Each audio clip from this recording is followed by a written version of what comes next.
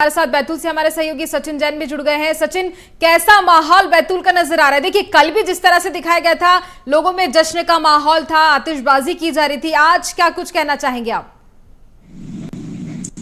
बिल्कुल, मैं जो हेमंत खंडेलवाल जी उनके अभी बढ़ गया उनके कार्यालय पर घर पर मैं मौजूद हूँ।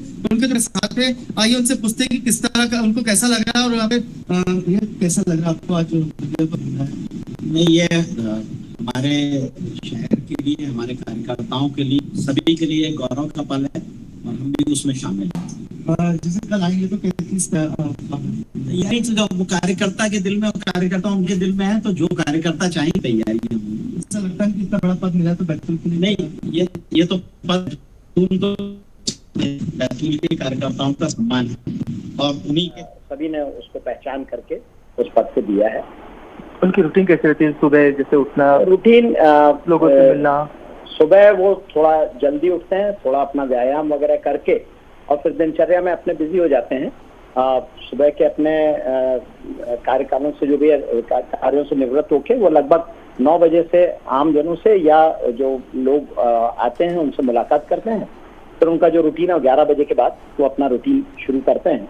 तो जो भी कार्यालयीन काम है या एडमिनिस्ट्रेटिव काम है या क्षेत्र में दौरा है और अन्य कार्य है वो उसके बाद करते हैं।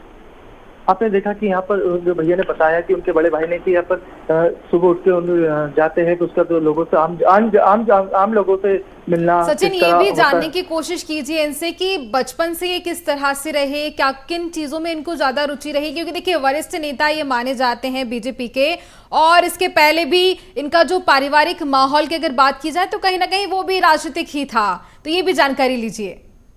बचपन से इनको क्या शौक था और किस तरह के राजनीति में आए? बचपन से जैसे साधारण बच्चे होते हैं वो भी उसी तरह के थे।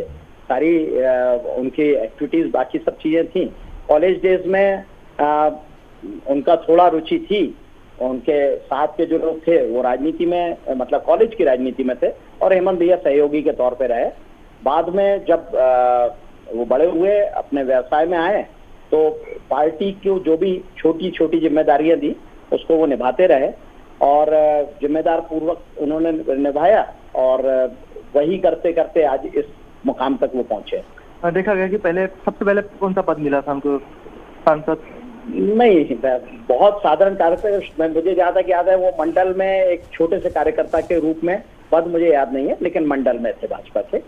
और फिर वो सीधे जो है बाबूजी के देहांत के बाद पार्टी ने उन्हें चाहा था और उसके बाद उन्होंने सांसद का एक उपचुनाव जो हुआ था वो लड़ा था और उसके बाद वो सांसद बने थे। फिर विभिन्न जिम्मेदारियां उन्हें जो मिलती गई वो उन्होंने निभाई। बाबूजी ने कुछ ऐसा कुछ बताया कि राजनीति में क्या करना चाहिए था? नहीं, बाबूजी तो हम लोगों को राजनीति से काफी दूर रखते थे। ये सहज था। बाबूजी ने कभी भी कोई चीज जो हमें दिखती गई या जो होती गई उसके अलावा हमने कभी भी कोई राजनीतिक रूप से ना तो कोई पद लिया, ना हम लोग कोई बहुत सक्रिय भूमिका में रहते थे।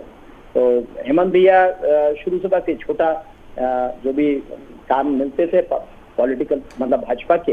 और देखिए कहीं ना कहीं जिस तरह से बाबूजी का जिक्र हो रहा है, हेमंत खंडेलवाल के पिताजी, उनका आशीर्वाद ही उनके ऊपर रहा है।